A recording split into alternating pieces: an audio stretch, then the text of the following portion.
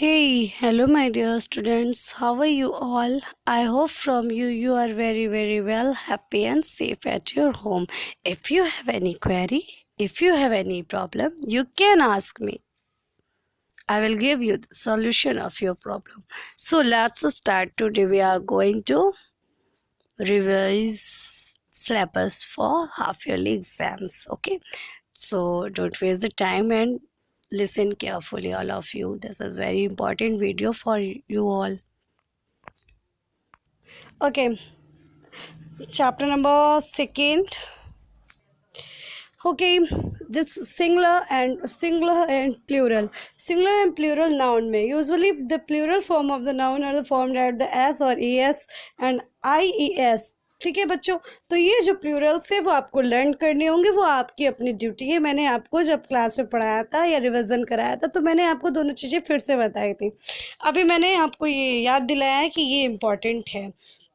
Okay तो इसमें क्या है, एक्टिविटी नंबर 1 में from the nouns given below change singular noun to plural and plural noun to singular. ये जो बॉक्स है बेटा आपका आज का होमवर्क यही है।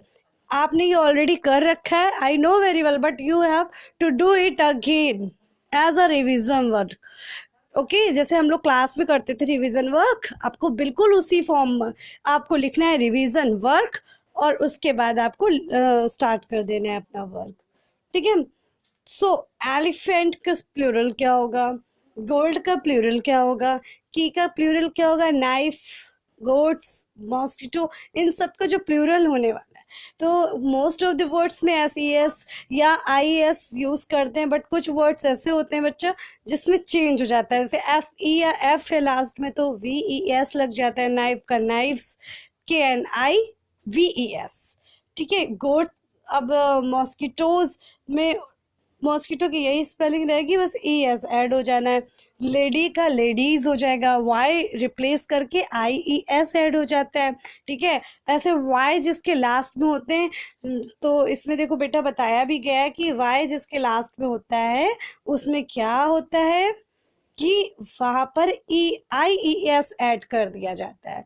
ठीक है, बस बॉय का नहीं ऐसा हो सकता है, बॉय का बॉयज़ कर दिया जाएगा, हीरो का हीरोज़ कर दिया जाएगा। ठीक है, तो ये आपको लर्न कर लेना है, उसके बाद आपको ये करके मेरे को भेजना है। अगर आप यहाँ पे कोई प्रॉब्लम करते हो तो मैं आपको आपकी ग्रुप में इसके आंसर्स दे दूँगी, लेकिन पहले आप खुद से करो। ठीक है, उसके बाद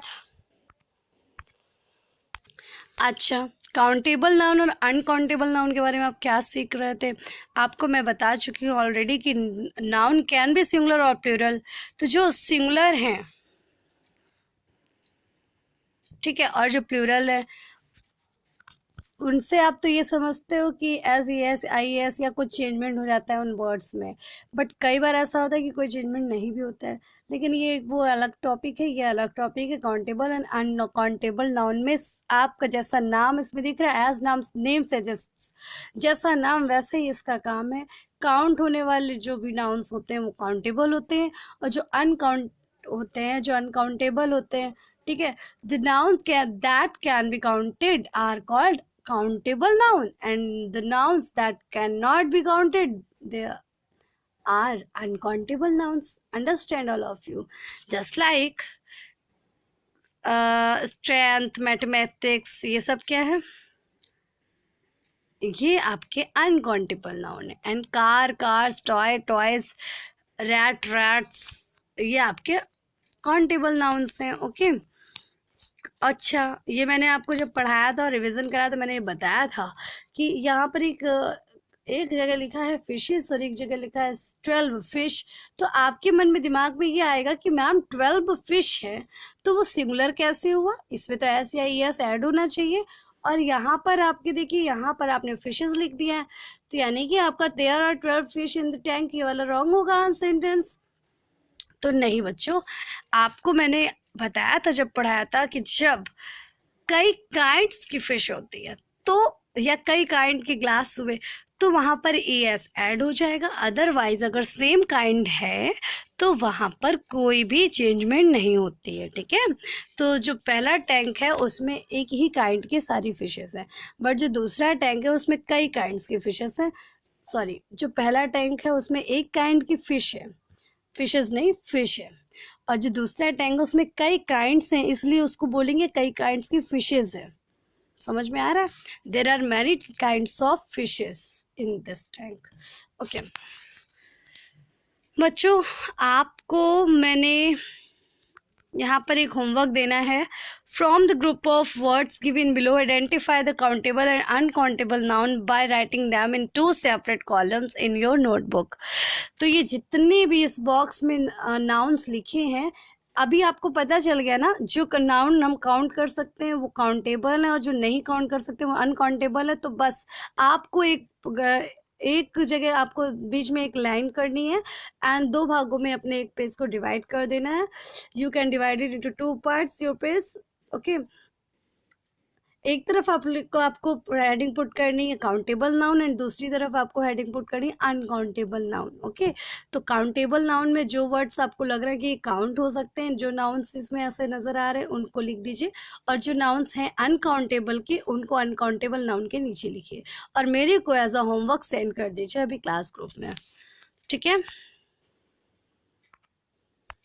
उसके बाद बेटा ये आपकी एक नई एक्सरसाइज है। Fill in the blanks a with a an और some in the blanks and where you do not need to place a cross. ठीक है, तो ये आप बेटा फिल करोगे और यहाँ पर ए एन और सम आपको यूज़ करना है, और जहाँ कोई भी आर्टिकल की ज़रूरत नहीं है वहाँ आपको क्रॉस पुट करना है। तो आप ये वाली एक्सरसाइज भी होमवर्क में करके दोगे। अब मैंने आपकी जब क्लास ली थी आर्टिकल्स की, नाउन्स की, तो मैंने आपको सिखाया था, पढ़ाया था। हो सकता है एडजेक्टिव वाले कॉलम में मैंने आपको बताया था बेटा। अगर कोई प्रॉब्लम हो तो मुझे बताइए। वैसे मैं आपको याद दिला दूँ, ही शा dash man shooting arose at him, arrows. ठीक है, तो मैन के पहले क्या लगेगा बेटा? तो यहाँ पर आपको बस ये देखना है ए एन और सम। कुछ जैसे some rice from the bowl, Sheila has a box made of silver. यहाँ पे कोई भी रिक्वायरमेंट नहीं है किसी भी आर्टिकल की। ठीक है ना, तो बेटा इधर देखो,